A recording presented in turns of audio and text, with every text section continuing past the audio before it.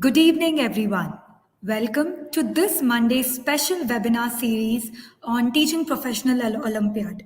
So, this will be a weekly series happening every Monday focused on CENTA International Teaching Professionals Olympiad, popularly known as TPO. Today is the ninth webinar of this series on decoding CENTA International TPO, and today we will be focusing on the primary mix track in English medium. And by primary mix, I mean it covers primary math, mathematics, primary English, and primary EVS in English medium. I am Shruti Govindabhat. I lead the learning products team at CENTA and I will be facilitating today's webinar. Many of you may have seen me in some of the other webinars as well. So very happy and excited to be here today. I myself come with background in assessment and learning as well. And I've been with CENTA for quite some time now and very happy to be associated with all of you and doing the webinar today. I can see on the chat that we have so many of you joining us from different parts of the country and also some outside the country. So let me just quickly read out some early birds that have joined today. I can see the Seema Jain ma'am from SDPS, Punjab, Bagh, New Delhi. Good evening, ma'am. I can see Krishnan sir from Haryana. Good evening, sir. I can see many others. Would love for all of you to put in the chat box your name and the school and maybe the city, country you're joining us from. Good evening, Bhagirathi ma'am. Good evening, Kirti ma'am. Good evening, Hitesh Kumar sir. Chaya ma'am from SM Shetty International School, Powai, Maharashtra. Good evening, ma'am. Good evening, Kashi Annapurna ma'am from CR Reddy Public School. Jaspreet ma'am from Primary School, Delhi. Parul Parekh ma'am. Good evening, ma'am. Hi, Kirti ma'am from Kerala. Great. Looks like we have all the four corners of the country covered. DPS Bhatinda, Gitu ma'am. Hello, ma'am. Welcome. Super excited to see so many of you joining well in advance. It's very heartwarming to see all of you, so many of you waiting for the webinar to start. Happy to see all of you. Hi, Rishu ma'am from Bharati Vidya Mandir, Senior Secondary School, Ludhiana. Good evening, everyone. Okay, so said a lot of good evenings. Please continue flooding the comment section with your greeting and the place that you're joining us from and maybe your school. In the meantime, I will get started with presenting my screen and we can get started with today's webinar.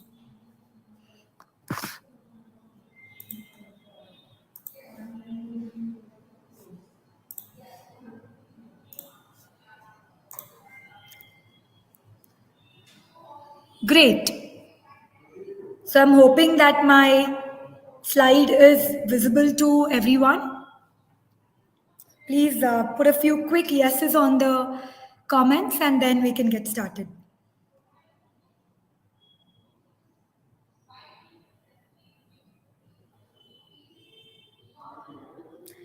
Great, thank you so much. So like I said, today's CENTA TPO webinar series, this is the ninth webinar of this TPO special series. We do it every Monday and today's webinar, we will be decoding primary school mix, which is basically language, math and EVS. And since we're doing the English medium track today, the language we will be covering is English.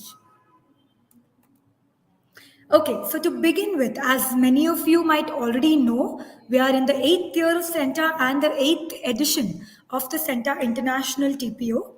The first edition of the CENTA TPO was in 2015, and we are now proud to be hosting the 8th edition of CENTA in the 8th year of CENTA's existence. The CENTA TPO was fundamentally started because CENTA is about creating reward, recognition, and career growth opportunities for teachers. However, when you look at career growth, it is not something that happens instantly. You would all know that it takes a long period of time for career growth to actually happen, especially in a sector like education and for teachers. So therefore, CENTA wanted to introduce something that will lead to immediate reward and recognition for competent teachers And therefore, the purpose of the CENTA TPO was actually to have an annual competition where teachers can compete in a large scale forum and showcase their competencies and get rewarded instantly for the same.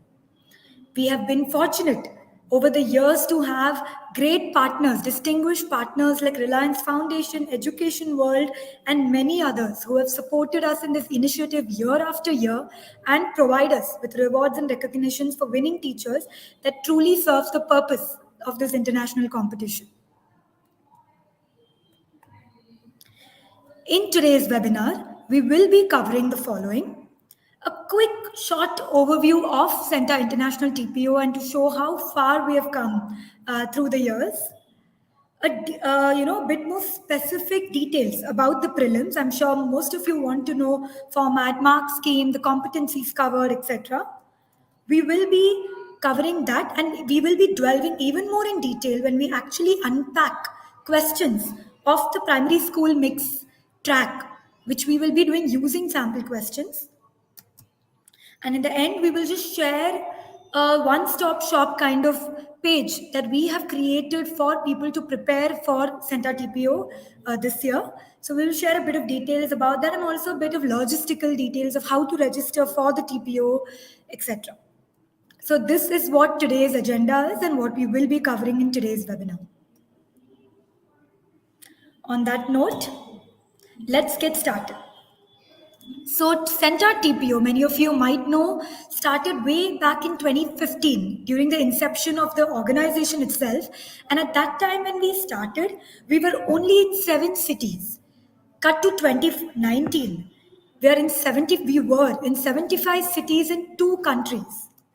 And cut to 2022, also it could be a COVID effect, you could say, but now in 2022, we are fully online and international. In 2015, we had 9 subject tracks.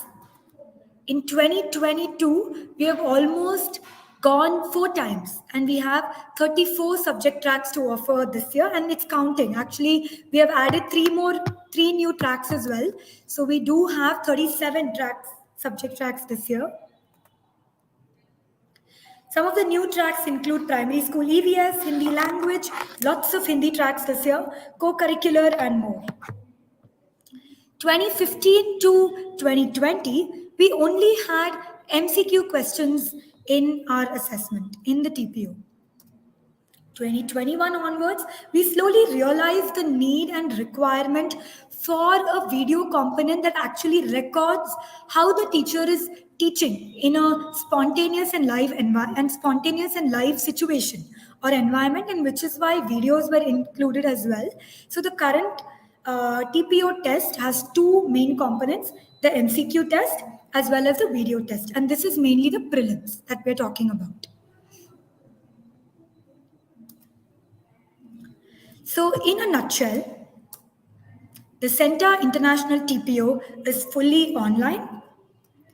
There are 2 stages: the prelims, which is now being extended till March, and then the toppers will be invited to the finals. So, the people who are going to be getting 50 and above, there is a criteria which we can talk about in a while, will be invited to the finals. It's fully international this time, and it's a 2-hour test for prelims with 50 MCQs and 2 short videos, the details of which I will talk about in a while. So yeah, that in a nutshell is what a quick short overview of the TPO.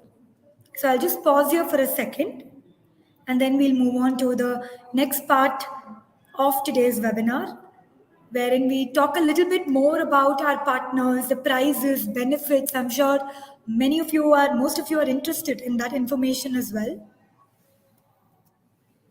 So coming to the partners of CENTA International TPO, our main partners are Reliance Foundation, which is the presenter of this initiative in association with Education World. Reliance Foundation and Education World are our primary partners, but we also have additional partners like the University of Buckingham, University of California, Santa Cruz, Oxford University Press, In spirit, we are Firki, Tag Hive, TIS, Key Education Foundation, and many other additional partners. I would also like to take this moment to talk about and thank our partners over the years. As you can see on the screen, some of them are Bharti Foundation, Think Startup, Central Square Foundation, Varki Foundation, Michael and Susan Dell Foundation, Lenovo, Pearson, T4, The Hindu, HCL, and many, many more. We are truly grateful for your partnership for over the years. So, all the partners bring many interesting prizes and rewards, some of which are listed on the screen. The Reliance Foundation Teacher Awards are given every year to the winners of the CENTA TPO. It's cash awards worth 20 lakhs. I do want to inform that this award is specifically for the teachers participating from India and not open to everyone else. Most of the other prizes are available and open to everyone. I will talk about specific prizes for specific category of winners in a while. We also have premium training opportunities from Oxford University Press, University of Buckingham, University of California, Santa Cruz, and CENTA itself. Oxford University Press has training programs affiliated with Oxford University. University of Buckingham has projects where winners will get the opportunity to be mentored on a short research project by professors along with a certificate of teaching excellence. UCSC is offering curated trainings and enrollments into their summer program in California. InSpirit is providing access to a one of a kind, unique software suite, which is a 3D and VR toolkit for specifically for science toppers in this year's TPO. So, as you can see, there's a bunch of different professional development and growth opportunities that have been included in the prices. I also want to talk about some unique ones like Education World, which will be providing media recognition for winning teachers and schools with the maximum number of winners. We also have exclusive opportunities for by TIS, which is Tata Institute of Social Science, for toppers from B.Ed colleges. So students who are actually preparing to be teachers on the field. So TISS or TIS will be providing prizes and benefits to the toppers from the B.Ed segment. Also, I do want to point out that winners will receive digital badges, certificates, and a fully confidential scorecard. That is one of the biggest benefits of the CENTA TPO, that the scorecard is fully confidential and private. So, unless you have registered on behalf of your school or you're representing your institution, your scorecard is fully confidential and personal, only accessible to you, and it's up to you to decide if you want to share it with anyone else. So this is a little bit about the prices and benefits. We have many more. These are some of the prices and benefits associated with this year's TPO Teaching Professionals Olympiad. So, in a nutshell, this is what CENTA TPO is all about, right? To reward, recognize, and celebrate the teaching profession. We are very thankful that a large number of partners, be it corporate, government, legends like Mr. Brian Lara or Harvard professor Fernando Reimers, and many others who have been supporting us and this initiative over the years. We are also very grateful for teachers like many of you who have been participating year after year, who show up in webinars year after year, who are part of our larger MyCenter community. Very grateful for this support and grateful that we are able to bring something as unique as an Olympiad for teachers to this profession of ours. So that's a little bit about the overview of TPO and what is the evolution that it's been through the years. What are the prices? What are the benefits? What does it look like in a nutshell at an overview level?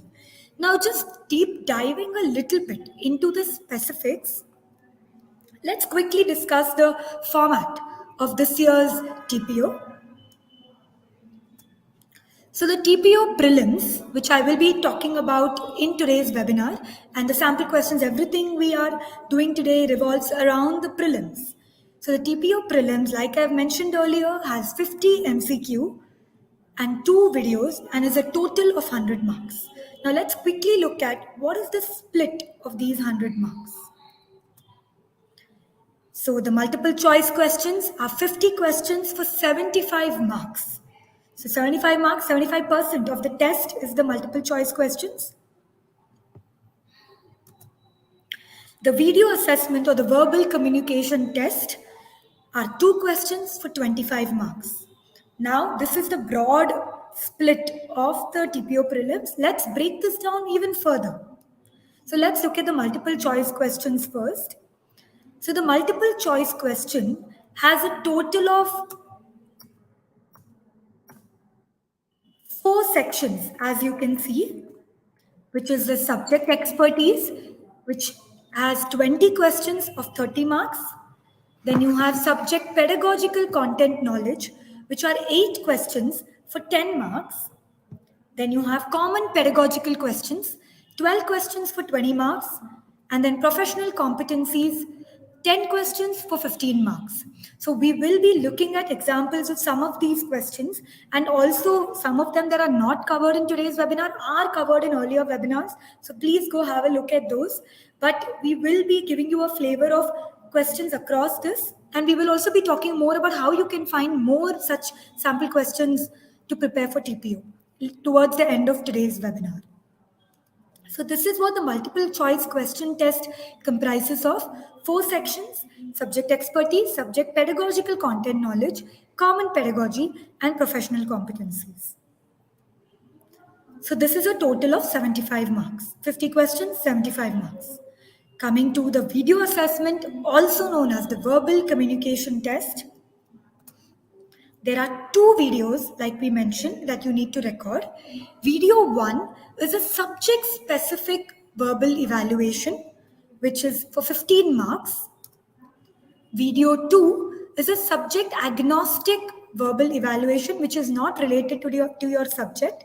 It is purely to test communication skills. This is for 10 marks. Now, how exactly are you supposed to do this video test? I will come to that in a while. MCQ is pretty straightforward, but I will also share a snapshot of what the platform looks like where you will be taking your test. But I'll just pause for a minute here so that all of you have a good look at the format of the TPO prelim.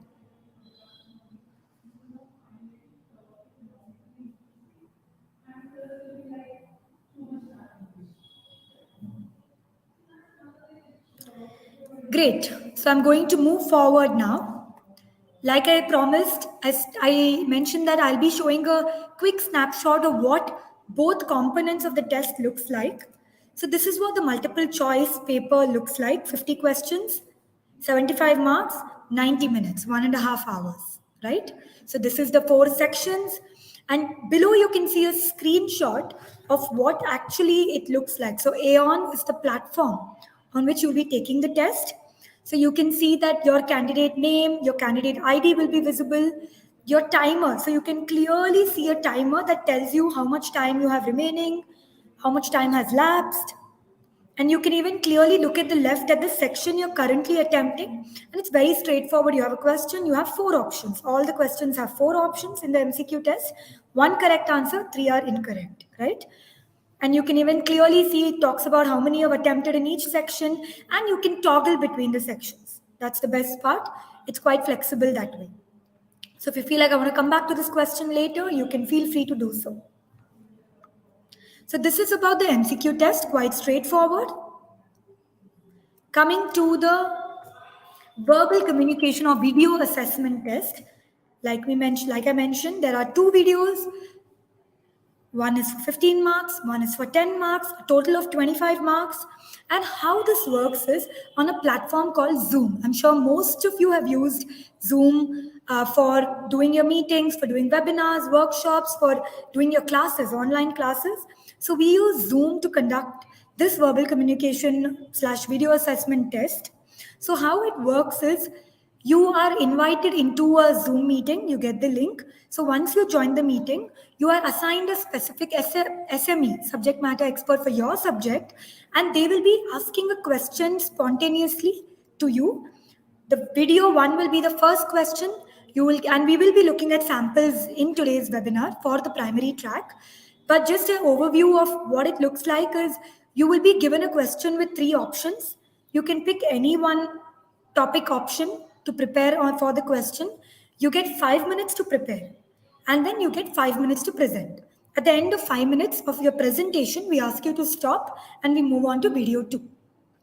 And the same process repeats for video 2. So you do get to prepare for 5 minutes and you get to present for 5 minutes, but we do test for pedagogical knowledge, delivery of your content, communication skills. These are some of the things that we test in the verbal communication test. Cool. So that's a little bit about how the test looks and deep diving into the format, etc. of the test. Now let's move on to the crux or the core of today's webinar, which is CENTA TPO sample questions. So I will just give a quick instruction for how this is going to work. Those who have attended our past webinars will already know it. So welcome for you to share that on the comment also how we actually do it. But I'm just going to quickly share instructions of how we will be doing this entire section. So there are 5 MCQ questions which are spread across the primary track, right? Primary mixed track, which means it covers questions in primary math, primary EBS, and language, which in this case is primary English. So what we'll be doing is, I will be showing you the question along with the options. This right now we are going to be looking at sample MCQ questions. So I will be reading out the question and the options. It will also be visible on the screen. Then I want all of you to actually respond to it. I want to see what are the answers all of you share. And this will happen on Mentimeter, which I'm sure many of you are familiar with. So my team will be sharing a code on the comment section and the link to join Mentimeter. Click on the link, enter the code, and answer the question. And this we will repeat 5 times for all the 5 questions. Please ensure if you're on a laptop, open another tab. If you're on a phone, open another screen and keep Mentimeter ready. Along with, and please don't keep completely turn off this webinar. You'll have to toggle between the webinar, between YouTube and Mentimeter. I hope the instructions are clear. So I'll give 20 seconds for all of you to just get prepared. So if you're on a phone, just open there'll be a plus sign to open another browser tab. So please do that and go to menti.com. And if you're on a laptop, just open another tab apart from the YouTube tab and open www.menti.com and you can be ready. So here's the link. So www.menti.com and here's the code. So once you go to www.menti.com, you will get a prompt. Please enter the code, like you can see on the right side image. So please do enter this code, 3384823. So the code is 3384823.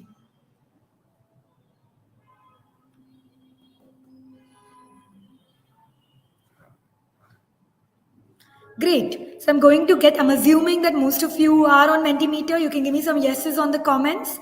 And I would love to see most of you responding on Mentimeter and not on the comments section because we cannot record it if you respond on the comments. So on that note, let's start with question 1. So question 1 is a primary English question, belongs to the subject expertise section. It's a grade 5 question and the topic is parts of speech. So the question is, he didn't even have enough money to buy a candy. The word even is used to emphasize the verb, to show a feeling of surprise, to indicate that although he wants candy, he does not have the money, or to contradict the previous part of the sentence. So the question here is, he didn't even have enough money to buy a candy. What is the purpose of the word even? Why is it used in this sentence? And you have your 4 options. If you're on Mentimeter, you should be able to see the question and the 4 options. And I will now switch to Mentimeter to see how many of you are answering and what the answers are.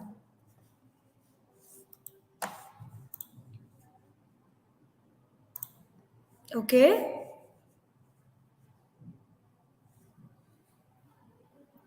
So I can see 20 of you have already answered. Great. So I can see 8 of you, 9 of you now saying to emphasize the verb. 3 of you are saying to show a feeling of surprise. 13 of you are saying to indicate that although he wants candy, he doesn't have the money. And very few of you, or okay, now it's increased. I can see that 4 of you are saying to contradict the previous part of the sentence. Okay, I can see 35 responses. Great.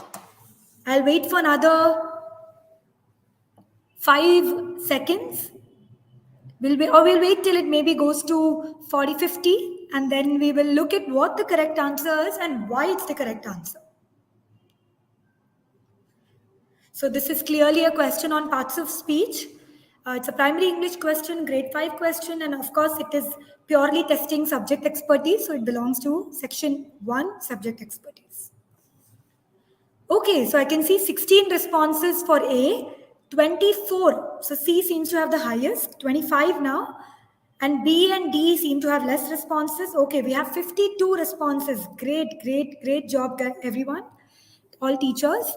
Now let's look at what the correct answer is and why it's the correct answer. So the correct answer, before we come to that, so of course the word even, we are discussing, the entire discussion is about the word even. And even, as we know, is an adverb, right? And what do adverbs, of course, even can also mean a noun. If you talk about even, it can mean an adjective if you talk about even numbers, but we know that's not the context here. This is the other meaning of even, which is an adverb, right? Here the usage is adverb. And we know that adverbs describe verbs. So firstly, we need to figure out, okay, what's the verb in the sentence then which the word even is describing?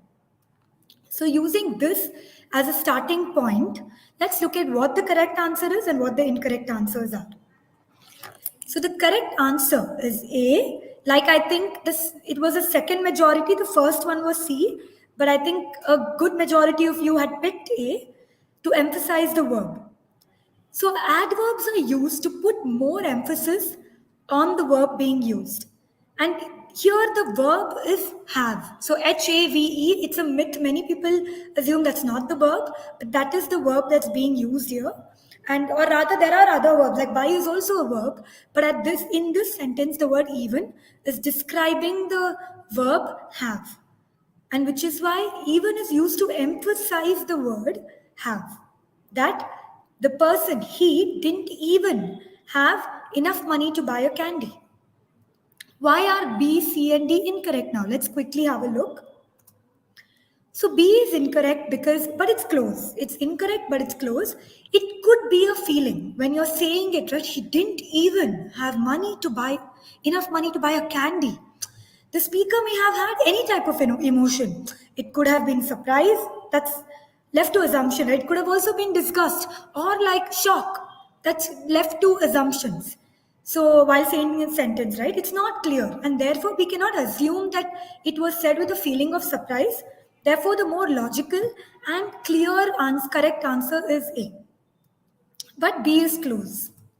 Let's look at why C is incorrect. C is incorrect because this may have worked if the sentence itself was different, or used differently, which was, even though he wants candy, he doesn't have enough money to buy it. So in that context, if I had used even, then C would have been the correct answer. But in this case, that's not the context, and therefore C is not correct. Let's finally look at why D is incorrect. So D is incorrect because even is not an adverb that you usually use to contradict a sentence. So you could maybe even use an although or an even though, right? Or alternatively, or in contradiction, or in contrast. There's a lot of other adverbs that you can use. Even is not one of them, especially in this context, and therefore D is not the correct answer. So that's about MCQ 1. Let's quickly move on to the next MCQ. Once again, if you have already logged on to menti.com and entered the passcode, stay there. For those who couldn't do it initially, please go back go to menti.com and enter the passcode if you weren't able to do it the first time. For those especially putting the answers on the comments, please try to maybe give it another try to go to menti.com and enter the passcode. Thank you. Let's move on to question 2. So this question is a primary EVS question. Again, it deals with the subject expertise section. It's a grade 4 question and the topic is digestive system. So let's look at what the question is. The number of different kinds of teeth in animals vary with the kind of food they eat. Which of the following kinds of teeth will be less in number in lions as compared to or than in humans? A. Incisors. B. Canines. C. Premolars. Or D. Molars. Have a look at the question. You should still be able to see the question once I move to Mentimeter. So I'm just going to quickly do that. Going to move to the second question in Mentimeter. Looking forward for some quick answers and great answers. Please give it a try. There's no correct. There is a correct and a wrong, but we're not going to be, pointing out or cold calling you at all. So please feel free to take a shot. These are very similar to what are the actual questions you'll be seeing on the test the day you take it. Okay, I can see A, B, C's, D's, all of them. So looks like C is leading for now with 3 canines. Okay, there are 4 for incisors and canines, 3 for premolars and molars. Let's see what the tiebreaker is. What breaks the tie? Okay, now canines has 5. Great. We have 16, 17. Okay, 20 people responding, looking for more responses.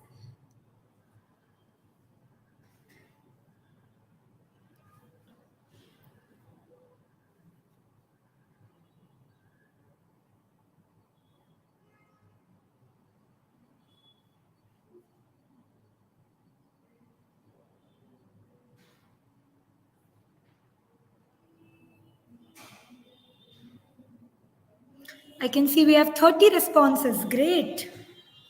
And for now, canines is leading.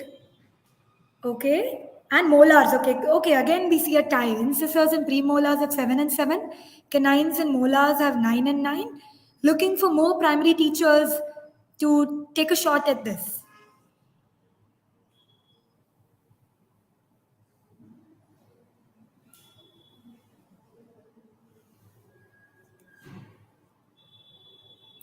Okay. Molar seems to be leading right now. I'll wait for another 5 seconds and then we'll move back and see what the correct answer is. Premolar seems to have the least. Interesting. Canines, incisors, molars, all are at 12. Premolars are at 7. Great. Okay. Very interesting. Let's see what the correct answer is. Since we're very close to 50, I'm very tempted to wait till 50. I get 50 responses and then we'll move on to see what the correct answer is. And why, most importantly, why it's the correct answer. So we're talking about which of the following teeth will be less in lions than in humans.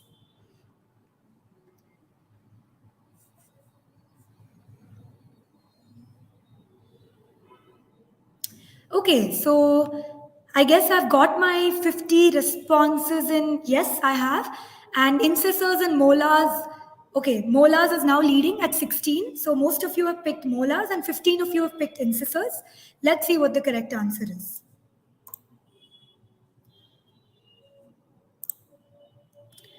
So the correct answer is D, molars. So lions have 4 molars and humans have 12. We will look at why this is the case in a minute. What about the other responses? So the correct answer that most of you, I think, had picked was molars, and all of you, the majority is correct. Molars is the correct answer. Lions have 4 molars and humans have 12. Let's look at the other responses. Incisors. Incorrect. Lions have 12 incisors. They have more than humans. Humans have 8. Canines, both lions and humans surprisingly have the same number of canines, which is 4. Premolars. Incorrect. Lions have 10 premolars. Humans have 8. So let's look at what is the reason for this sort of anatomy, right? Why do lions have less molars than humans and have more incisors and more premolars? So, unlike humans, which are omnivores and herbivores, lions, of course, we all know are carnivores, right? And lions lack as many molars as humans that are suitable for grinding and digesting plant material.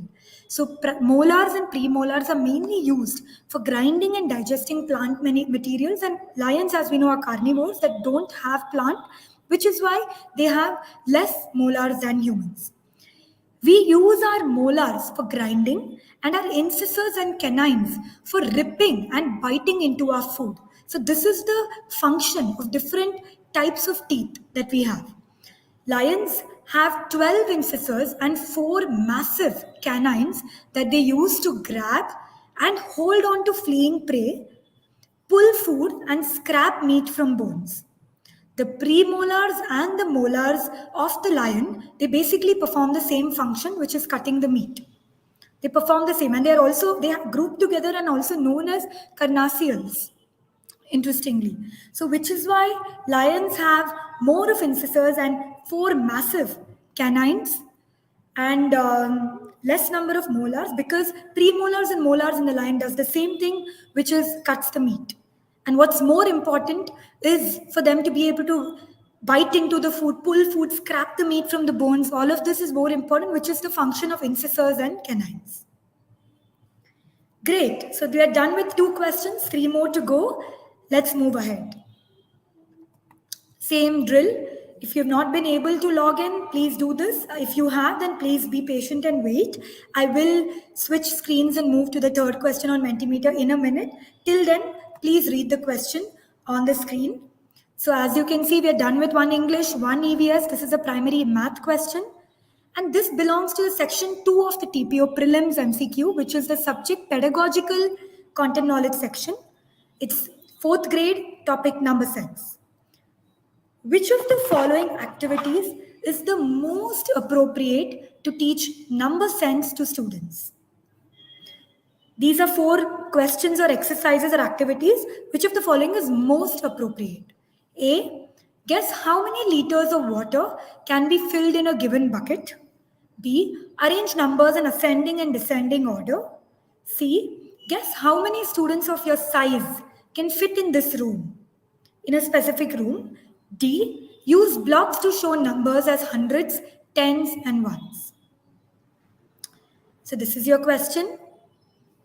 I will quickly move on to Mentimeter so that you can see the next question. Now we will wait to see how many of you respond and what are the different answers we get from all of you. Which of the following is the activities is the most appropriate to teach number sense to students?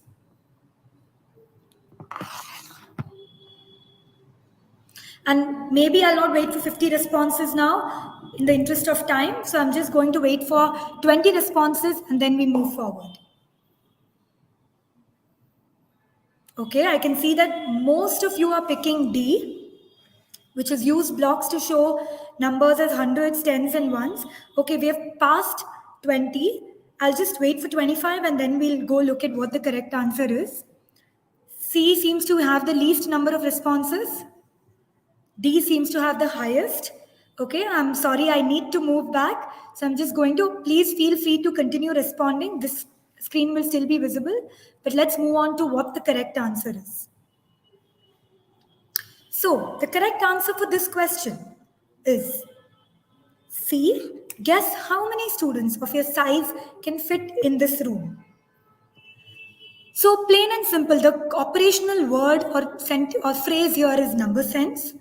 And plain and simple, number sense is a person's ability to understand, relate, and connect, and also apply numbers. right? Children with strong number sense think flexibly and fluently about numbers, and they can visualize it, and they can actually make connections across different numbers represented in different ways. So C is the correct answer because number sense includes the ability to understand quantities and concepts like more and less, estimation, etc. So this activity gives students a sense of the magnitude of a particular quantity.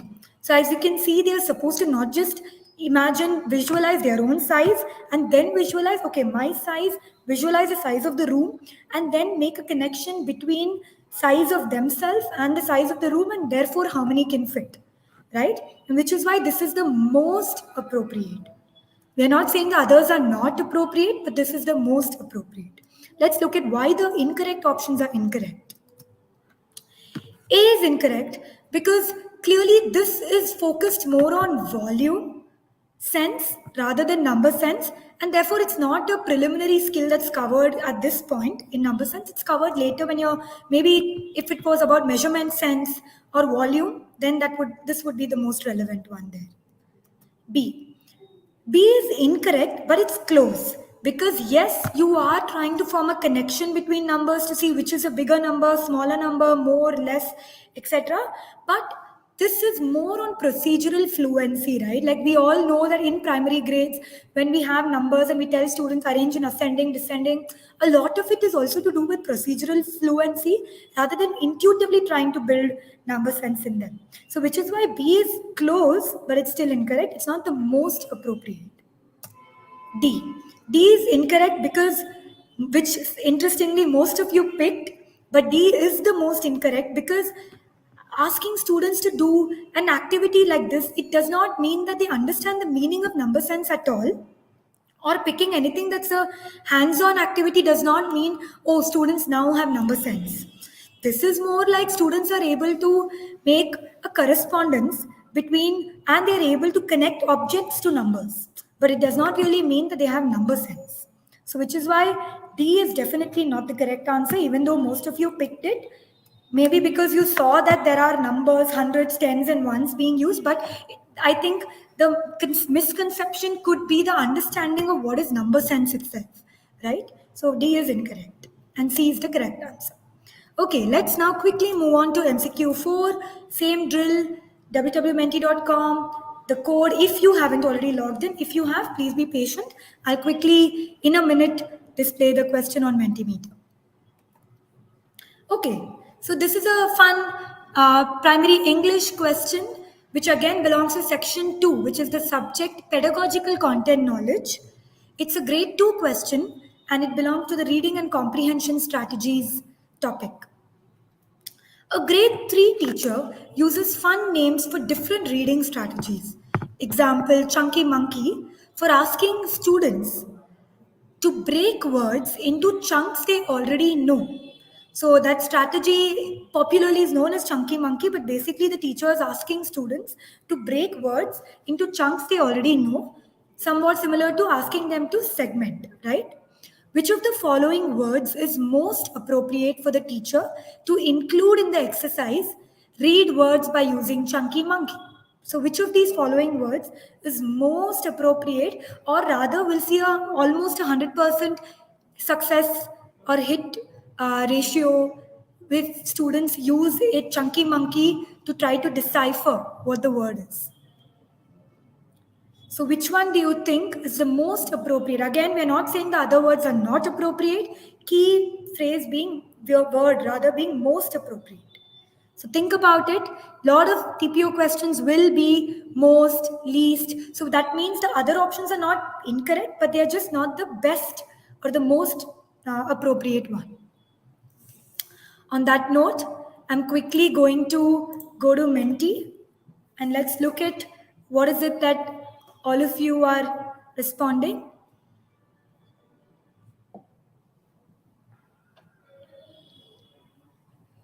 Okay, so I see that one person has responded to softball. Okay, now I see getting more and more responses.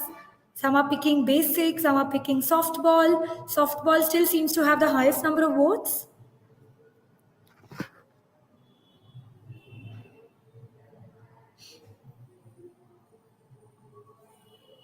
Great. Would love to see more teachers responding. Softball still seems to be winning, and bleach and apron seem to have zero votes.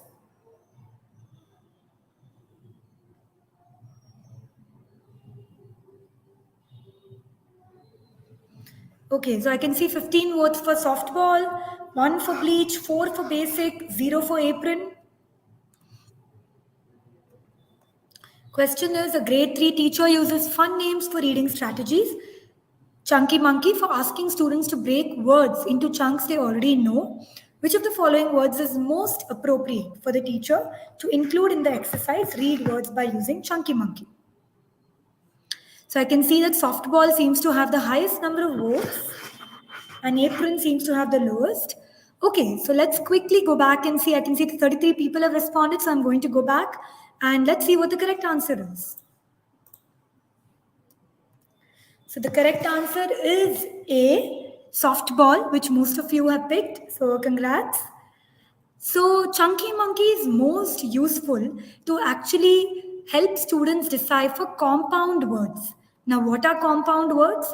Compound words are basically words that are made up of two other words. They are made up of two parent words to form a new word, right? So, if you look at all the 4 examples here, the only word which is actually a compound word here is softball, which is made up of 2 words, soft, 2 individual words, soft and ball. Together has made softball. Soft and ball mean 2 different things. Softball means it's a totally different thing, right? Chunky Monkey can be best used to teach students how to pronounce compound words. So that's why softball A is the correct answer, which most of you guessed. Let's look at why the incorrect answers are incorrect. Bleach. Okay, so bleach is incorrect because the pair EA, right? It itself has 3 different sounds. Of course, it's not a compound word. That's reason 1. But a more fundamental reason is that EA itself has 3 different sounds. So it has the E sound, it has the A sound, it has the A sound, right?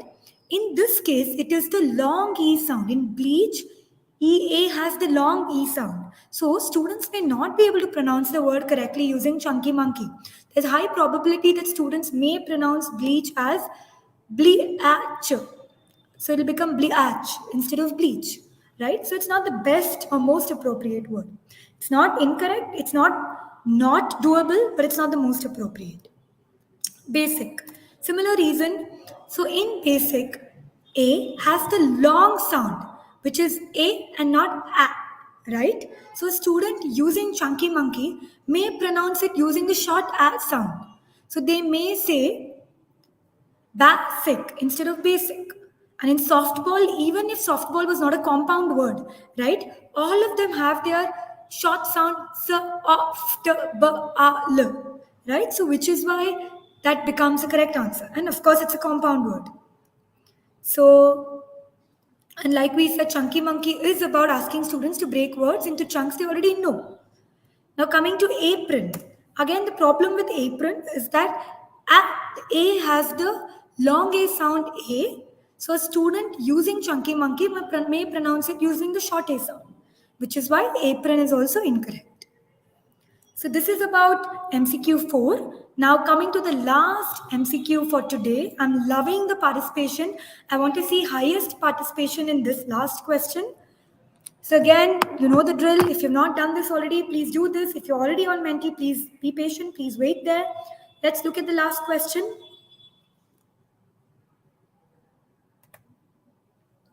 So last question is a primary EVS question.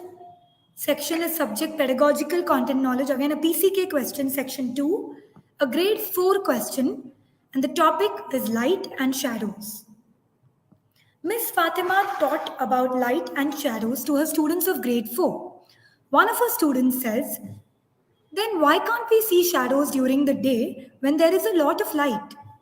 Which of the following concepts should Miss Fatima focus on to address this misconception that students have? Option A, how an image is formed in the human eye. Option B, how light travels. Option C, what are the sources of light?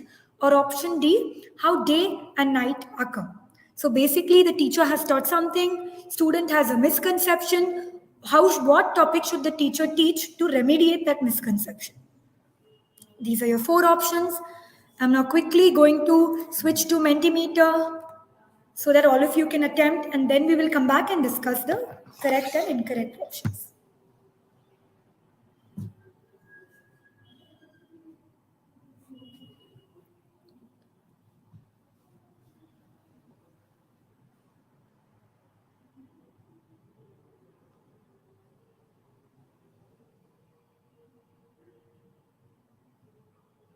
Waiting for more responses. I wanted highest participation in this question. You can see the question on your screen. You can see the options on your screen. So A, B, D seems to have opened their account. C has no takers.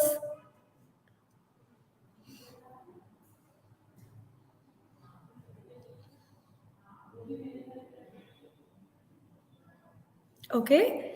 D seems to have 7 votes. B and D are on tie now. Okay, B has 8 votes now. A has 6 votes.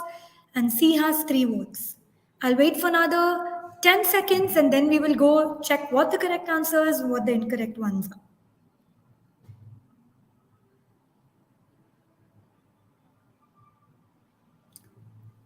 5 seconds more.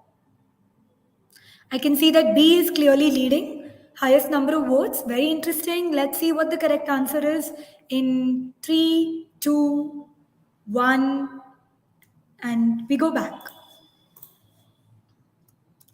So the correct answer is B, like most of you picked. So, yay. So, how light travels is the correct answer because this will help the student understand how light is blocked by an object in its path, which results in shadows. So, which is why B is the correct answer. Now, let's look at why the rest are incorrect.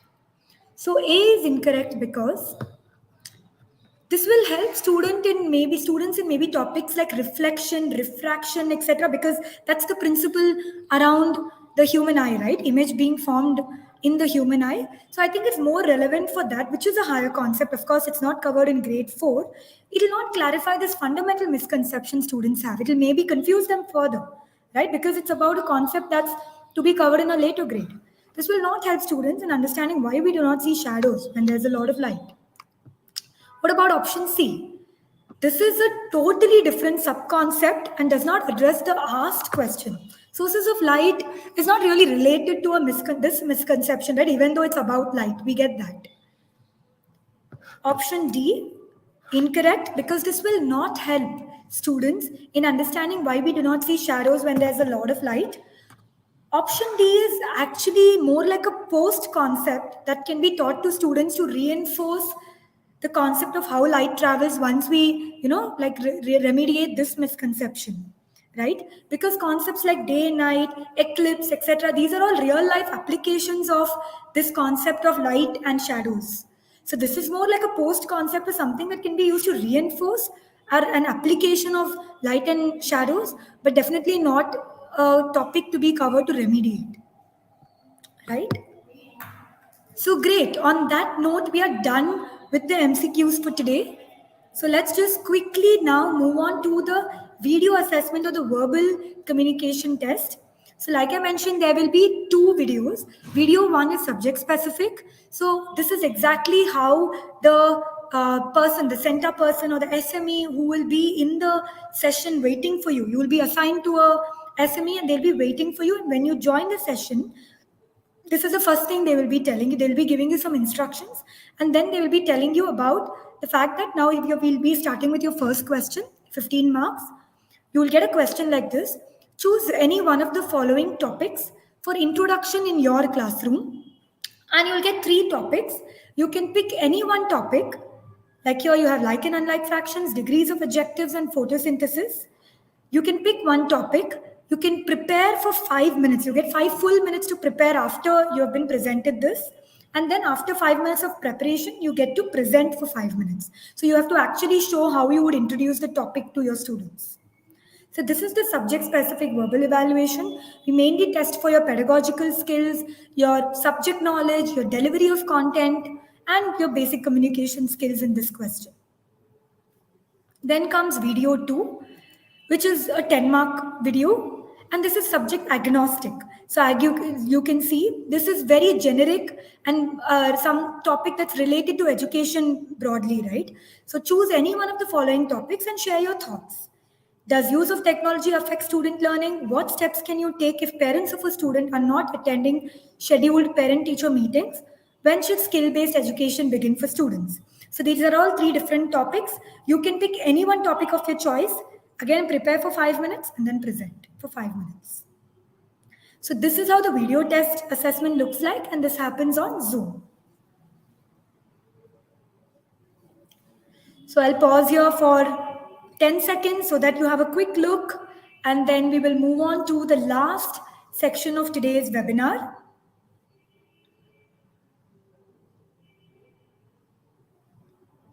Great. So let's move to the last section of today's webinar, which is we spoke about all of these resources, questions. We spoke about TPO prelims format, overview, the prices, benefits, coming to the fundamental question of how do I prepare for CENTA International TPO? So this year, what we have done is we have actually, based on popular demand, we have created a page called the CENTA TPO resources page, which is on the link, and it will also be available on the comment section for you, which is your one-stop shop for everything you need to prepare for CENTA International TPO. Sample questions across subjects. Today we covered 5 questions here. In the TPO resource page, you can see sample questions across subjects, and for all the 4 sections of the TPO, you will see questions, not just 5 questions, but sections for all questions for all 4 sections. You have live webinars like this. You get details of all of this on the TPO resource page.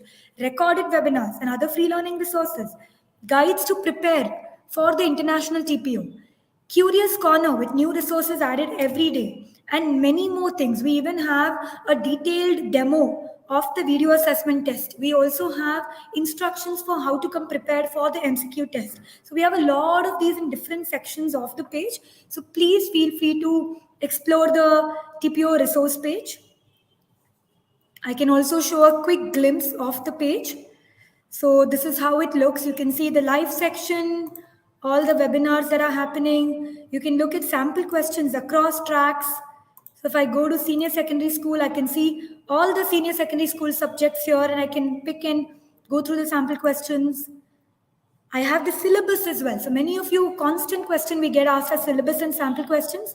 So you can find all of that in the TPO resource page.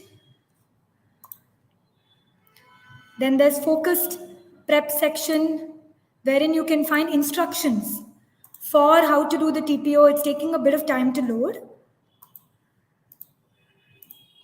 So you can find all the instructions to take the TPO, a demo video, etc., and short creative learning resources, short learning quick reads for you to go through, which will actually rapidly upskill your pedagogical skills. And also quite a few testimonials of the TPO and what it means to teachers around the world.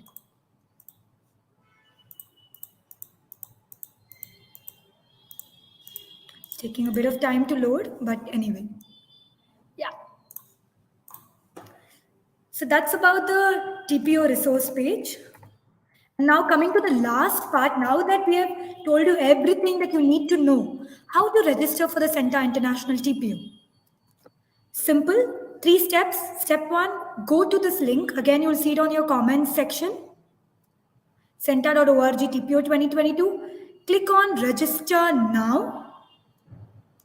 Fill the TPO registration form, pick your subject, etc., submit and pay. As simple as that. The payment for the TPO prelims is $990 plus GST. And please note that you only have to pay for the prelims. If you qualify the prelims, you do not have to pay for the finals. You directly get invited to the finals. So it's $990 plus GST for TPO overall, prelims plus finals if you qualify.